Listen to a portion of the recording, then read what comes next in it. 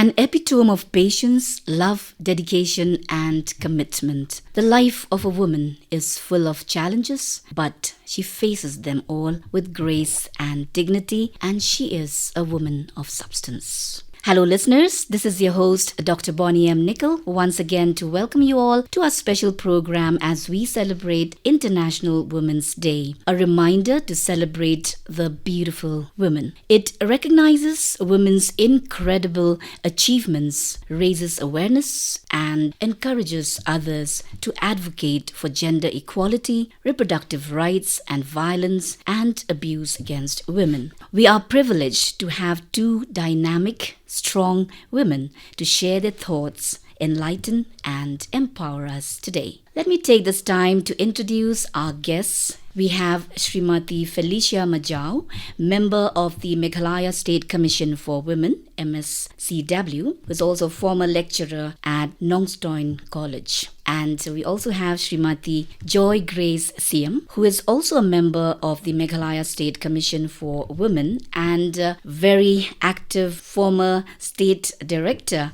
of the Northeast Network, a non-governmental organization. Welcome to your studios. I extend my heartfelt welcome to both of you and also take this time to wish you a very happy and meaningful International Women's Day 2024. Thank you. Well, as we cruise along into the women's world, let us ignite our conversation with the very apt International Women's Day 2024 campaign theme, that is Inspire Inclusion. So what is your comment on the theme Inspire Inclusion? So for me, I think it is extremely critical that we are talking about inclusion, because we have seen for many years now, and we have seen historically as well, that there are a number of public spaces, there are a number of spaces even within your own families and communities that women are not included in, right? Women's voice, women's opinion is not heard. And I think as we are moving into new plethora and new forms of development, and when we are looking at development initiatives, universally, regionally, and even just within our state, for those development initiatives to be sustainable, for us to be able to achieve justice and equity in our society, I think it is critical at this point that the voices of women are heard and that we provide women that agency, I feel, where they are empowered to speak both in the public sphere but also in the private sphere. Well spoken on the theme. Let's hear it from Felicia. Thank you, Bonnie. And I take the opportunity to wish you a very happy International Women's Day, and to all the women listeners and all our women out there. So I wish you a very happy International Day. So thank you for inviting us and asking about the theme. I find it very apt, where we as women, almost on a daily basis, we do suffer from the feeling of being not wanted. Let's put it in very simple terms for listeners to understand.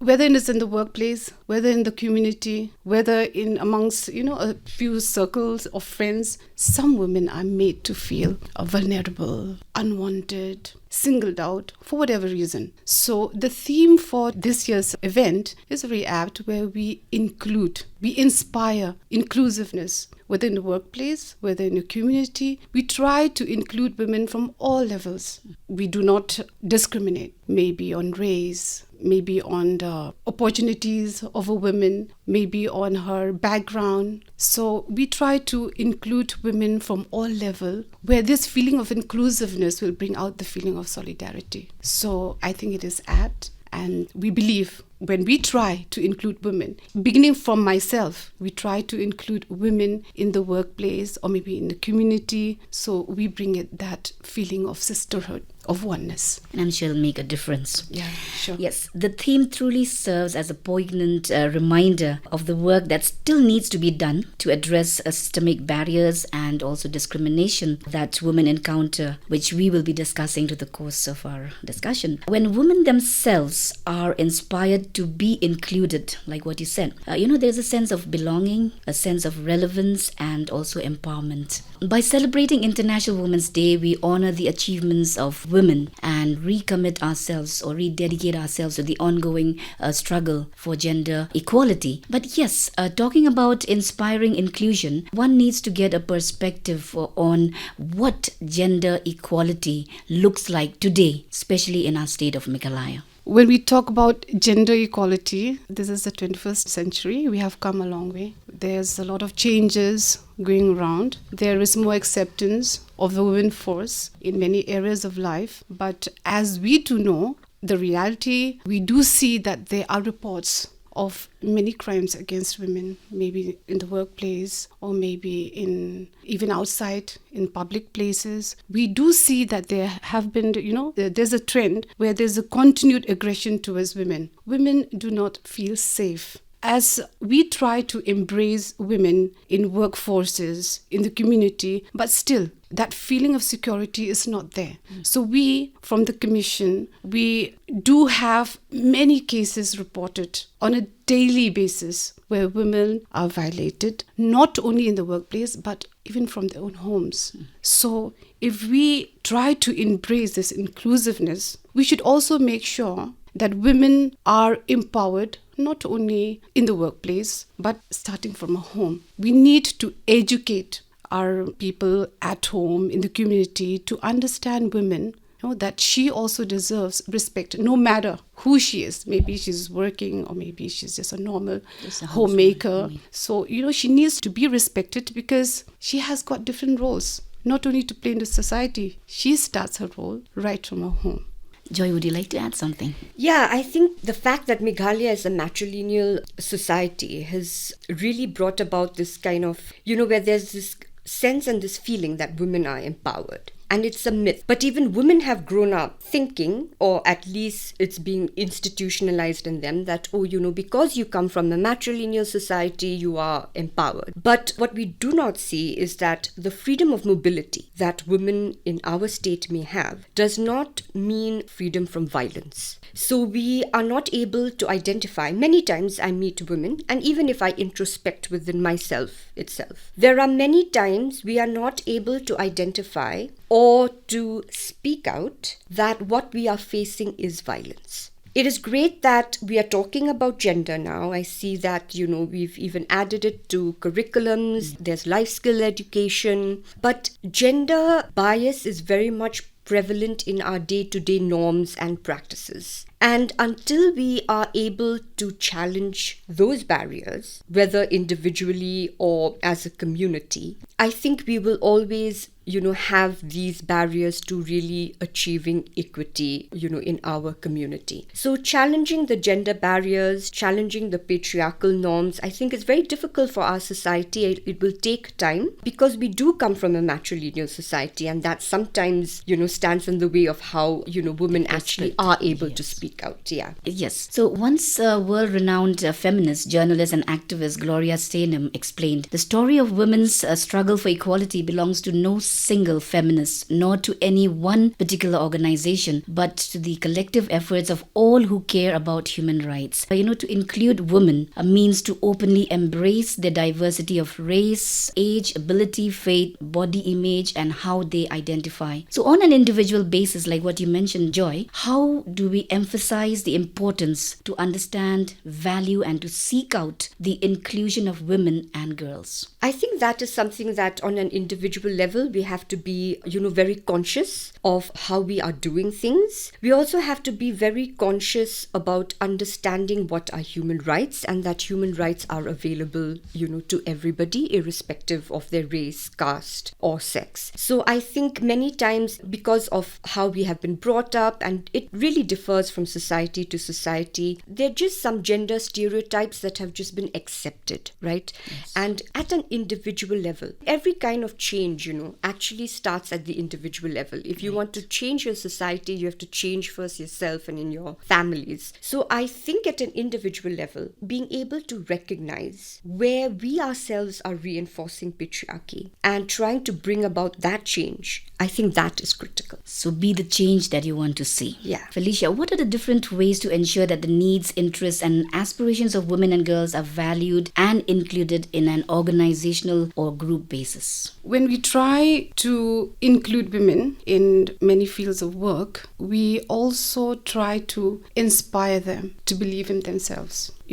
When we talk about women, we should also know that 1 in every 3 women, they suffer from sexual or physical abuse in their lifetime. At least that is the report. So when we talk about women trying to come up and, be a voice or do something different for themselves or for the society, they also come with a little bit of trauma in the background. So when a woman comes out, she is made to feel vulnerable, less powerful than men. So we have to eradicate that. Before a woman comes out and becomes something, she will have to be a confident woman first. So we together as women, we always say, the words goes like, there's no other enemy than another woman herself. Mm-hmm. So we would like to, eradicate that thought process that is not happening now. So we would like to inspire another woman. We would like to come together as in a sisterhood so that we inspire, we learn from each other, we elevate one another. So as women organization like ours, we seek to protect women. We seek to educate their rights. We seek to promote them. And we also encourage and also honor their achievements. So I think if we have to do that, we really have to empower women. And empowering women, I think the best way to empower women is to give her a chance to learn. Education is the key. Every girl child has a right to have education. Not only a girl child, when I say education, in fact, all citizens need to be educated so that even men, they understand the worth of a woman and also the laws that are there to safeguard and protect women's right and safety, dignity. So education, I think, can change the whole perspectives. Very true. I would just like to add,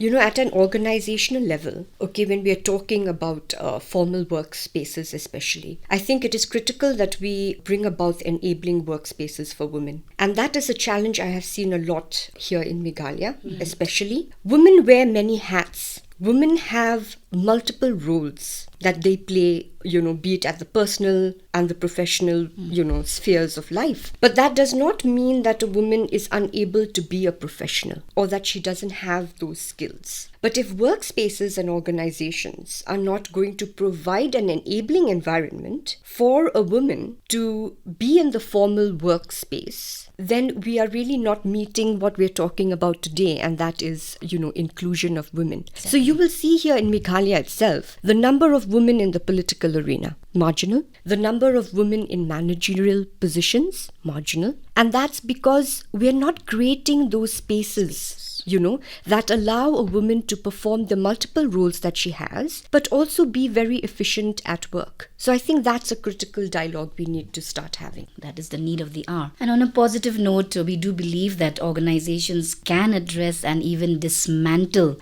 systems of gender discrimination and inequality and permeate inclusiveness instead. How can we elevate our commitment to inspiring inclusion with regards to societal expectations and societal norms? So I think as the Commission, what we are doing, carrying out awareness programs, speaking to women at an individual level, giving them a safe space to come and speak about, the stories of their life that they want to share, giving them awareness. I think these are some critical steps. Sometimes, especially when you are talking to women from various diverse backgrounds, most women just want to be heard. Right. And we are not giving them enough space to be heard. That, I think, is critical. That is still lacking. Yes. Okay. Beyond that, we can all empower the role of women in various sectors in several ways that, rightly said by Felicia, can start right in our homes, just like charity begins at home. Well, our workplace or classroom and the like, by creating equal opportunities for all to engage with women in any field. Now, keeping in mind the theme for this year's International Women's Day, what do women and men in our state of Meghalaya think about the status of women at home, at work, or in social environments? We, as women, there's a big change going on. Women now, they are, coming out more from the homes, trying to explore. various opportunities or various fields that's available to them, more than that was available, let's say, 50 years ago. We are seeing women coming out from their homes doing even the impossible. Like we do have a Kasi lady who has, scaled Mount Everest, one Sok Marathon. Yes, one Sok. Yeah, that's a big achievement, I think. Yes. So we are breaking barriers, doing things that, supposedly thinking like only men can do, going to the fields that is patriarchal, like Joy mentioned. So I think this is a good, change. So we also from the commission, we try to reach out to women to tell them that they have the power, they have their rights, they have the ability. After, we have to get away with that thought system that women are only homemakers, only there to, have children, raise them, look after them, and that's it. But beyond that, like Joy said, every woman is capable to do multi-roles. And from there, if we inspire women, and also according to the theme, let's not, forget the theme, we include women into various fields. Like she is capable of doing it, helping one another, then maybe we can make, this place a better place. And besides that also, we should also ensure that every woman is safe, whether at home or in the street or anywhere she may be. Like we have reports, which is very sad, just a few days ago, that there's a woman rider. She's a tourist from outside visiting India. She was molested. The husband was there. So, these things happening at this time is so sad. So while we celebrate International Day, it wouldn't mean anything if the safety, the dignity of a woman who is a daughter, a wife, who is a worker on any level. So if we cannot ensure the safety and dignity of a woman anywhere else, all right, whether in the street or within the house, I don't think it has any meaning at all. When we celebrate a day, we should celebrate throughout the year, right? So we aim to do that. So I think that brings us to another aspect where we can talk about the legal aspect of safeguarding women and the girls. So I think Joy can enlighten us more on this. So I think India has some of the best pro-women legislations, actually. But when we talk about the legal aspects, the laws are there. And India is, got, like I said, it's very well equipped in terms of defining what is criminal, defining the penalties and the sentencing for it. The implementation of these laws, I think, is where we are lacking. And also the awareness of the laws. So, for example, when we're talking about domestic violence, a lot of women still think, I have to go to the police station, I have to go to court, and that deters them. But also there's a civil remedy with the Protection of Women from Domestic Violence Act 2005, where women can come to the protection officer, they can come to the Women's Commission and receive justice, which is speedy and also which does not cost, anything on the woman. So awareness of such laws, awareness of the redressal mechanisms, I think is, very critical at this point. So is anything being done about it?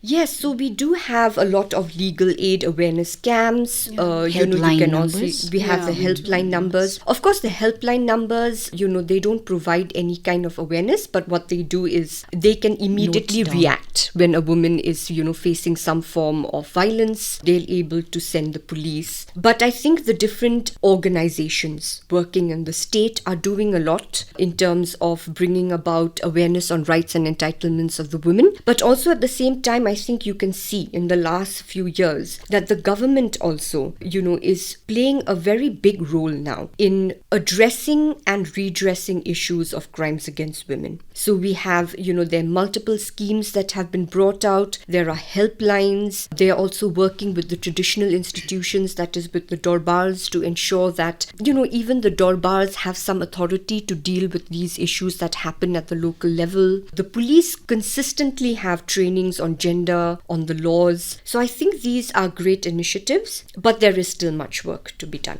Right. So talking about an important function of the Women's Commission, one we've already talked about, advocacy and awareness. Another one is training and capacity building. So what has been done in regard to this? with regard to training and capacity building, the Commission has done quite a lot. I've been there for about 2 years, so we do have our own challenges there. But then within this short period, we have tried to do as much as possible. We do try to reach out to the rural areas. Like we go to other districts where we try to have these training programs with women participation, and we try to educate women, on their rights. We do have legal members who go with us also, who educate them on their legal rights, because we do know that there are so many cases of violence against women, but at the same time there are so many women who fears to come out to speak what's happening to them.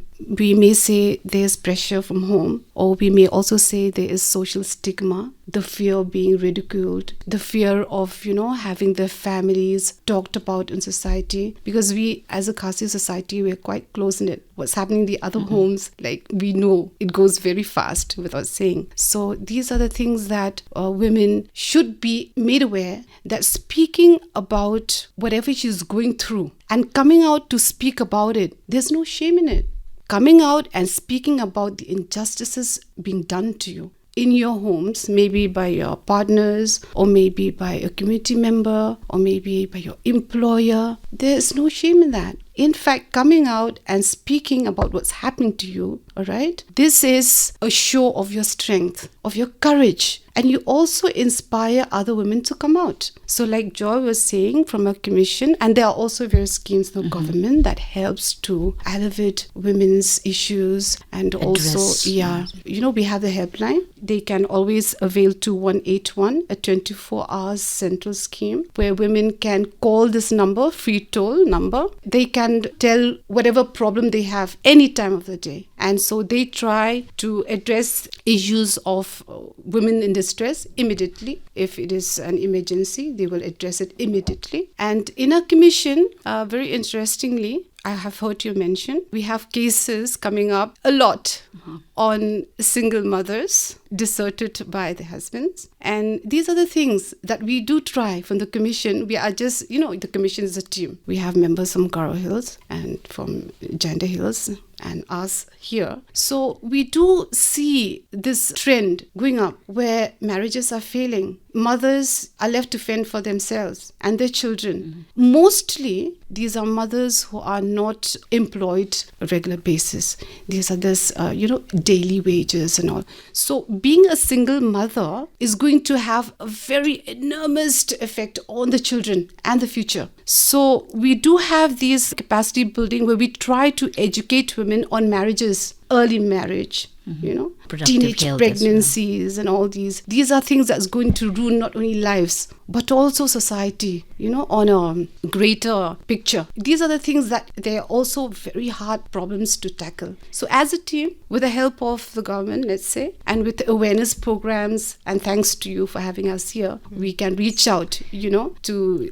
people, to listeners. So we take this as a medium to reach out, to give awareness, to tell them to break the barriers, come together, just come out and speak about it. There's no shame in it, but that's a voice of the brave. So basically what we see is, in the midst of many stalwarts of empowered women, there are women who have also practiced suppression instead of assertiveness. They have not learned to say no, and they have not been able to appreciate their own innate strengths and capabilities. Well, Joy, how can we create a culture of enthusiastic consent and empower the women to be more assertive than suppressed? I think first and foremost, we need to be able to talk about consent. And how do we understand the term consent? That is very important. There are many women who might not, say no by actually saying no, but there is a lot of non-verbal communication as well. And we've seen this a lot, especially in cases of sexual harassment of women at workplace, where women are scared to talk of the harassment that they are facing within their workspaces because of fear of stigma, fear of losing their job. But the way that they say no to the man who is, harassing them is there in very non-verbal communication as well.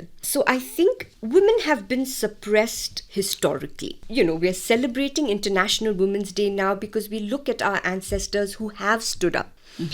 and who have spoken out, and that is why, we are here. Otherwise, women weren't even given the right to vote. That is how we started, with the suffragette movement. I think to expect all women to be able to voice their opinion in the same way is not really, how we are trying to approach this. But I think giving women that space, empowering them with safe spaces and enabling spaces especially, is very important when we want to be able to empower women to speak up about what they are saying. When we go to women, even yesterday when I was interacting with, some professors, I was telling them, if you go and approach a woman and you tell her, hey, have you been sexually assaulted? She's obviously not going to say yes. So the way we are communicating to extract stories of people from marginalized societies, from young girls and even children, you've seen the cases of POX who have been increasing in Meghalaya, the way we are communicating is critical.